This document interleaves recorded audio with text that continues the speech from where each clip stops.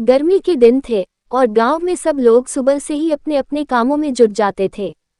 लेकिन सुमन की सासू माँ का कहना था कि उसकी बहू सुमन से ज्यादा आलसी कोई नहीं है। सुबह का सूरज उगते ही गांव की औरतें अपने काम में लग जाती थीं, पर सुमन की नींद तब खुलती जब उसके घर के लोग उसे आवाज देते। सुमन का नाम लेते ही उसकी सास सविता जी की आंखों में क्रोध की लहरें उभर आती। सविता जी की 3 बेटियां थीं, जो अपने अपने ससुराल में खुशहाल जिंदगी बिता रही थीं। अब केवल उनका एक बेटा और उनकी बहू सुमन ही उनके साथ गांव में रहते थे। बेटा तो सीधा सादा था, पर बहू का आलस्य उन्हें रोज परेशान करता। गर्मी के मौसम में गांव के लोग सुबह जल्दी उठकर काम करना पसंद करते थे ताकि दोपहर की तपती धूप से बच सकें। सविता जी ने सुबह 5 बजे ही सुमन को उठाने की ठानी। उन्होंने सुमन के कमरे का दरवाजा खटखटाया। सुमन, उठ जा बहू, सुबह हो गई है। देख, मुर्गे भी बांग दे रहे हैं। सुमन ने ऊँघते हुए जवाब दिया, अरे अम्मा जी, अभी तो सूरज भी ठीक से नहीं निकला। 2 घंटे और सो लेने दीजिए। सविता जी ने गुस्से में कहा, अरे बहू, ऐसे कैसे चलेगा? गांव में काम का समय सूरज की तरह नहीं, मुर्गे की बांग पर चलता है। लेकिन सुमन पर इसका कोई असर नहीं पड़ा। वो वापस मुंह ढंक कर सो गई। सविता जी को ये देखकर बहुत गुस्सा आया, पर वो चुप रह गईं।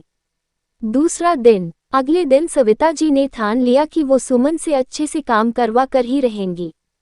इस बार उन्होंने सुमन के लिए कुछ काम पहले से सोच रखे थे। जैसे ही सुमन उठी, सविता जी ने उसे कहा, सुमन, जरा बगीचे में जाकर सब्जियां तोड़ ला।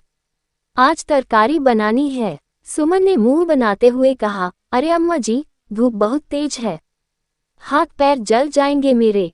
सविता जी ने कहा, धूप तेज है तो क्या हुआ, काम तो करना ही पड़ेगा। तू बस बहाना बनाती रहती है। इस बार सुमन ने कुछ नहीं कहा और उठकर बगीचे में जाने का नाटक करने लगी। लेकिन जैसे ही सांस मुड़ी, सुमन छिपकर फिर सोने चली गई। सविता जी को यह समझते देर न लगी कि सुमन फिर बहाना बना रही है। तीसरा दिन। अगले दिन सविता जी ने ठान लिया कि वो सुमन को कोई बहाना नहीं बनाने देंगी। इस बार उन्होंने पक्का किया कि वो सुमन के साथ ही रहेंगी और काम करवाकर ही मानेंगी। उन्होंने सुमन को पानी भरने का काम सौंपा। सुमन ने जैसे ही मटके उठाए, उसने मुंह बनाते हुए कहा, अरे अम्मा जी, ये काम तो बहुत भारी है, मेरे हाथों में दर्द हो जाएगा। सविता जी ने कहा, कोई बात नहीं, धीरे धीरे कर लेना, काम के बिना किसी का जीवन नहीं चलता।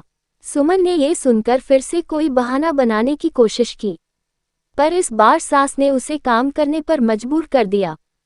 धीरे धीरे सुमन को समझ में आ गया कि उसकी सास उसकी हर चालाकी पकड़ लेती है। उसने सोचा कि अब वो आलस्य छोड़कर मेहनत करने लगेगी, क्योंकि गर्मी के मौसम में भी काम करना तो पड़ेगा ही।